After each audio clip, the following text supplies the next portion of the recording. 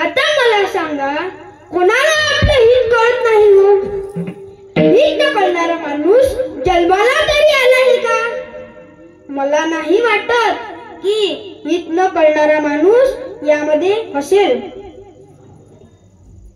जाऊ द्या मोठ्या माणसाचं, लहान लेकराचं पहा, अगदी 10-12 महिन्याचं. ते 10-12 महिन्याचं लेकरू व्यवस्थितपणे बसून जर चॉकलेट खात असेल तर त्याच्या हातचे चॉकलेट आपण जर ओढून घेतले तर तो गप्प बसेल का? गप्प बसेल का? काय करेल तो? काय करेल? रडायला चालू करेल.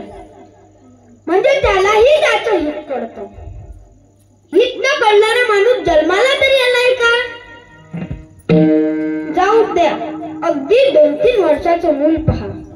ते 2-3 वर्षाचं मूल जर आपल्या दारात येऊन उभा राहिला आणि एखाद्या अनोळखी पाहुण्याने त्याला हाक मारली, चल भैया इकडे, आपलं लेकरू जाईल का?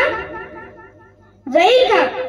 परंतु जर त्याच अनोळखी पाहुण्याच्या हातात जर मोठा खाऊचा पुडा असेल तर त्याला सांगावं लागेल का की पाहुण्यांकडे जा म्हणून?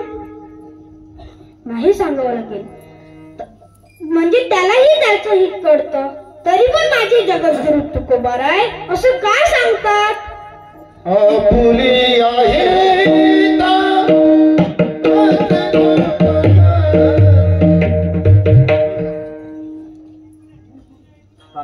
तरी तुकोबाराय असं का सांगतात की जो आपल्या हिताच्या ठिकाणी जागा आहे तो धन्य आहेच, यात काही निवड नाही. पण त्याचे आई वडील सुद्धा धन्य आहेत. आपण आपल्या हिताच्या ठिकाणी जागे आहोत, पण आपण आपल्या प्रापंचिक हिताच्या ठिकाणी जागे आहोत. जगद्गुरु तुकोबाराय प्रापंचिक हित सांगत नाहीत. जगद्गुरु तुकोबाराय सांगतात आपलं परमार्थिक हित. आता परमार्थिक हित म्हणजे काय? परमार्थिक हित कशाला म्हणतात? तर लक्ष देऊ नये का? यदा कदाचित एखाद्याचं लेकरू त्याच्या आईजवळ बाबाजवळ गेलं आणि आईला बाबाला म्हणाल, ए आई, ओ बाबा, मला पण या कीर्तनकार दादासारखं कीर्तन करायचं आहे. ए आई, ओ बाबा, मला पण पवित्र अशी तुळशीची माळ घालायची आहे. आता पटकन सांगा, किती मायबाप आपल्या लेकराला तुळशीची माळ घालायला तयार होतील? किती मायबाप आपल्या लेकराच्या पारमार्थिक हिताच्या ठिकाणी जागे आहेत? किती मायबाप आहेत? एकही नाही. इथे भरपूर असतील, पण आमच्या इकडे आमच्या आईबाप आमच्या मुलाच्या परमार्थिक हिताच्या ठिकाणी जागे नाहीत.